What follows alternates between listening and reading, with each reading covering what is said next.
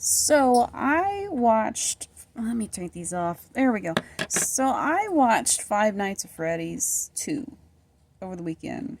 I did a short saying that I didn't quite come out of there thrilled, but I also have to remember that's been like that for the last few movies. So when I was younger, first learning to drive, I would go to the movies and I go watch a movie I wanted to watch, and I just come out of there just either wanting to write a fanfic or just wanting more. I actually find these days that it's very rare to find a movie where I want more. I'm like, oh, good movie. Don't ever want to watch it again. Or, might want to watch it again, but I wouldn't have the same reaction.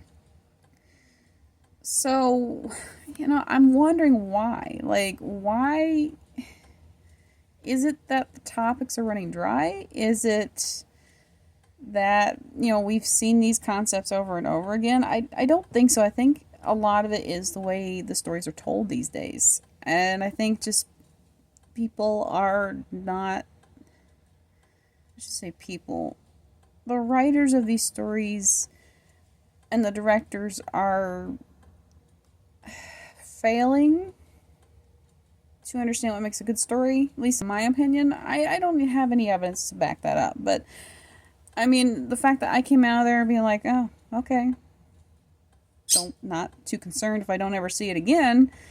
And comparing Five Nights at Freddy's 2 to Five Nights at Freddy's, the first one, so when that came out on Peacock, like, yeah, it was good. There was some, I think the thing that I complained about is that I wanted more horror. Because the audience that they are catering to, yeah, they're trying to cater to young people, young to children. But in the long run, the people that they're really catering to are the adults like me who actually played the games. I've never actually played the games, but I've seen cutscenes, I've seen people play them. So I'm very much aware of these games and how they go. But to the actual ultimate fan, they would be about my age when these come out. Maybe a little younger. I'd say slightly younger. But well, that's the audience they're catering to. So a little more horror for the adults actually helps. But the fact that they're catering this to kids, so children horror, like, they've done a decent job in making it children horror. I am not an expert on kidlit or anything related to kid stories, but it seems acceptable. Five Nights at Freddy's 2 had a lot more jump scares. I did not like that. The type of horror writer that I am is more in the cosmic horror line. I do write a little bit of gore, a little bit of thriller, and basically whatever comes out. It's very rare, but of course I'm also working with books, so it's hard to do a jump scare in books. I'm sure when I get more visual, I will want to play with some proper jump scares, but not like where it's mostly on screen. Like, that gets old fast. You want a little bit of variety in your horror. But Five Nights at Freddy's, yeah. So, I mean, they did have more blood. They had more killing, which is kind of what I wanted for the first one. Because there was, like, in the first one, there was a build-up towards the end where, something horrific started to happen. Something about putting the mask on somebody's face. It's been so long since I've seen it. A year? That's still a long time to me, that I've forgotten which character almost got put in the mask that had, like, the whole Saw things in there, yeah. And it was a big build-up, and it was, the release did not feel good. So the build-ups in this were decent. The story was decent. But it didn't make me walk away wanting more. Clearly, there's going to be a Five Nights at Freddy's 3. Which I'm sitting there like, oh, do we really want a 3 at this point? So spoiler warning, if you don't want to hear spoilers, then, see you later. But if you do, I will give a few, I won't give everything. Then please continue. Hit that subscribe button and the bell so you always get my videos, and you might hear me talk more about movies. You never know. And I know this one was centered around the idea of the puppeteer. The puppeteer being this big spidery thing. Not really a spider, but, very tall, lanky, and we have a mask. Kind of like that classic theater mask in a way. And the puppeteer controlled all of the robots. Freddy, well, in this was the original Five Nights at Freddy's pizzeria, so it controlled all the robots in there. They were metal robots. Freddy, Foxy, Bonnie, and Chica were there, along with another character that I have forgotten the name of. He's got a full body, but iconically, he's a big head and he's got a little spinner hat. Now that guy, I feel like he was cheated just a little bit because he was clearly there, and we clearly had a few other characters I think that weren't mentioned. We had the little dolls because I'm pretty sure the game that this is hitting on had the dolls that could walk around, but and clearly the mask. You put on the mask, the robots scan it, they think you're one of the animatronics. That was a nice Easter egg. But back to our little spinner dude, whatever his name was, he got cheated a little bit. They had this moat from an old boat ride. There was still water in part of this boat ride, which is a little weird considering that the front part didn't have it, like inside the actual Fazbear Pizzeria. But I mean, it still makes sense. The part that I think that was cheated, and he, this character, it's been so long since I've seen the cutscenes and the gameplay. I might have to do some research, but he may have been able to control the little dolls in some way, but it's at the same time it was weird, the connection. It wasn't clear to me. So when we had our paranormal investigators walk in during the first, we'll say, major scene of, something's gone wrong at this pizzeria. Who is the cop that's guarding this place? His name's Mike, just like one of our main characters, but clearly not our Mike. But anyway, the paranormal investigators walk in. They get separated, and I think it was on purpose by this police officer. I'll leave it there. I have thoughts. But anyway, they each get picked off one by one, clearly. And the guy falls in the moat. One of the guys falls in the moat, and he gets attacked by a bunch of dolls. Or at least I think it's dolls. It may be that character, but it was not clear. Gone. Just gone. Enter our main characters, Vanessa and Mike. I think I've got his name right. Now I'm starting to wonder. Our two main characters that were from the last movie. They're looking for the little girl, Abby, who has managed to find this original pizzeria and looking for her friends, the animatronics that are no longer at the pizzeria she's familiar with. And that's where I got a little fuzzy on how that one ended. I've forgotten, and I think there might be a few loopholes in between that movie and this movie because there wasn't like a lot of things lining up to me. I feel like she should have known that they were gone, but she didn't. Yeah. Anyway, they're trying to get to the security office, so they go down through the moat, and Mike falls into the moat, and little propeller sticks up out of the water, entering this character that I have now forgotten the name of. And he gets out of the moat. He survives, clearly, but yeah. So we get to see that character ever again.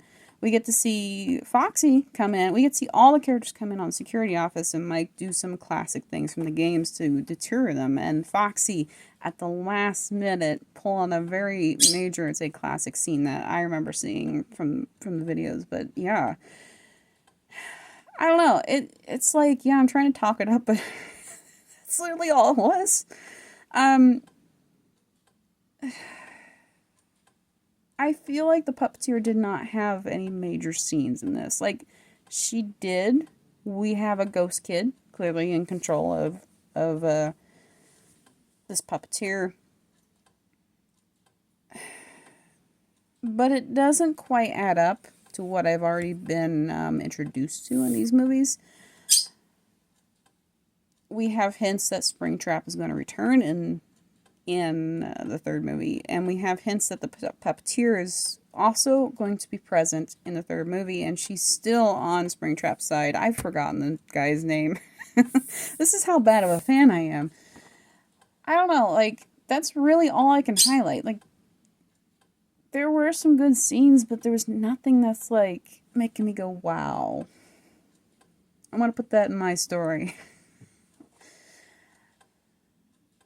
We didn't defeat the main boss, which would be the puppeteer, in my opinion.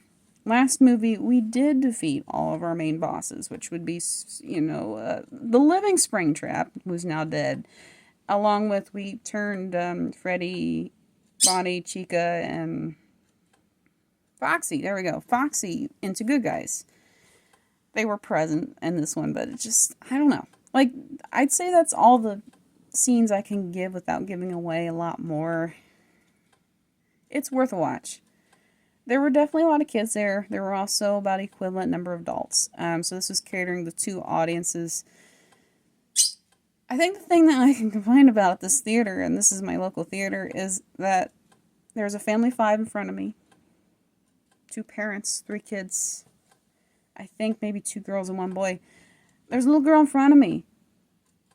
And the mom had turned on an iPad for her to play with. In the middle of a movie theater, you paid for a movie, and you let your kid, who you paid for to get in and watch this movie, play on an iPad the whole time. She's watching something else. Like, why? Why? And the light is a little bit distracting. Like, why would you do that? I can handle the kids next to me whispering. Like, that makes me excited that they were excited. But the kid not watching. Now, I've got beef with that.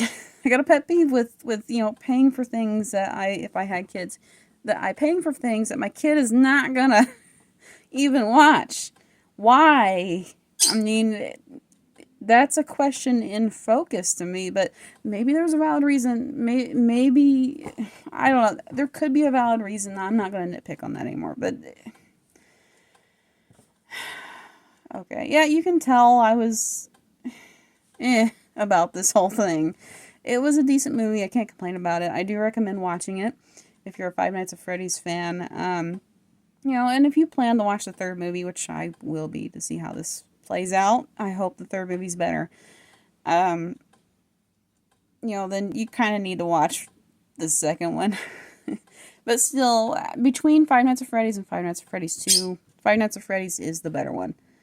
It hits on all the emotional states where I feel like the ending of this Five Nights at Freddy's 2 doesn't. Like, it was fast-paced at the end. It did not... The emotions were there. The reasons were there. But the emotions weren't as full as they should have. Like, some of the lines need to be tweaked to really make everything fit together. Like a good puzzle. Yeah. So, that is my review on Five Nights at Freddy's 2. Worth a watch. Worth at least watching once. For me, at my age, I'm a millennial, so it didn't leave me going, oh, wow. I feel like Five Nights at Freddy's, the original one, got close to that. It got very close to that. I don't know, Predator, the new Predator movie was like that. What movie did I see before that? Every movie I've seen has left me like, okay, good movie. I watched it. Don't ever want to watch it again. Okay, yeah. Anyway, thank you for listening to today's vlog/review of Five Nights at Freddy's 2. If you want to hear more about my writer and artist life, hit that bell somewhere down there. And don't forget to subscribe. Like the video if you want to hear more reviews on things that I watch or play or whatever. I may also do other things like, time-lapse of art, talk about art. Definitely planning some RPGs now that I have playing cards. Oh, I don't have them in here. I did get me some playing cards. The Transformation RPG is coming soon, so I will be recording that sometime this week in podcast format, not like playing over top, because I don't really have space to record that or do a live play, but I promise it will be a good story. I'm very excited about it. Anyway, see you next time, and I'm Leah Laverne Hawk.